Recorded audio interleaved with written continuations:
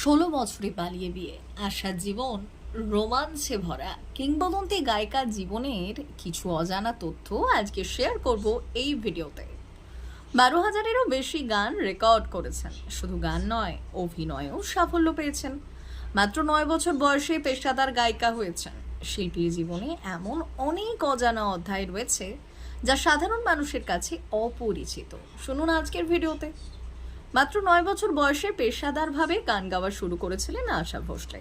সেই বয়সে যখন শিশুরা খেলাধুলোয় মগ্ন, তখন তিনি স্টুডিওতে মাইক্রোফোনের সামনে দাঁড়িয়ে ভারতীয় সঙ্গীতের ইতিহাস রচনা শুরু করেছিলেন। মাত্র 16 বছর বয়সে পরিবারের অমতে 31 বছর বয়সী গণপত রাও ভোসলেকে বিয়ে করে পালিয়ে যান আশা। গণপত রাও ছিলেন তার ব্যক্তিগত সচিব। এই সম্পর্ক পরবর্তীকালে জটিল রূপ নেয় এবং 1960 সালে তারা বিচ্ছিন্ন হন। 2006 সালে আশা ভোসলে নিজেই জানিয়েছিলেন যে তার কেরিয়ারে 12,000-এরও বেশি গান রেকর্ড হয়েছে। এই সংখ্যা একাধিক নির্ভরযোগ্য সূত্রেও নিশ্চিত। 20টিরও বেশি ভারতীয় ও বিদেশি ভাষায় তিনি গান গেয়েছেন।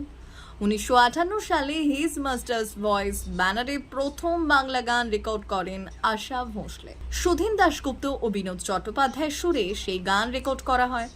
2018 সালে পশ্চিমবঙ্গ সরকার তাকে সর্বোচ্চ বেসামরিক সম্মান বাংলা বিভূষণ প্রদান করে। আশা ভোসলে মোট 7টি ফিল্মফেয়ার সেরা প্লেব্যাক পুরস্কার জিতেছিলেন। 1979 সালে পুরস্কার পাওয়ার পর তিনি দিদি লতা মঙ্গেশকরের মতোই ঘোষণা করেন যে নতুন প্রতিভার সুযোগ দিতে তিনি আর মনোনয়নের জন্য বিবেচিত হতে চান না। 2026 সালে ব্রিটিশ ভার্চুয়াল ব্র্যান্ড গডজিলাস এর নবম স্টুডিও অ্যালবাম দ্য মাউন্টেনে দ্য স্যাটেলাইট ট্র্যাকে তার কণ্ঠ শোনা যায়। মৃত্যুর আগে পর্যন্ত তিনি সঙ্গীতের সঙ্গে যুক্ত ছিলেন। আশা শৈশব থেকে সম্পূর্ণ আলাদা প্রকৃতির ছিলেন। তিনি কোনো ধরনের বিধিনিষেধ বা নিয়ম মেনে চলা পছন্দ করতেন না। তিনি সমস্ত বন্ধন ভেঙে একটি ভিন্ন পথ বেছে নিয়েছিলেন।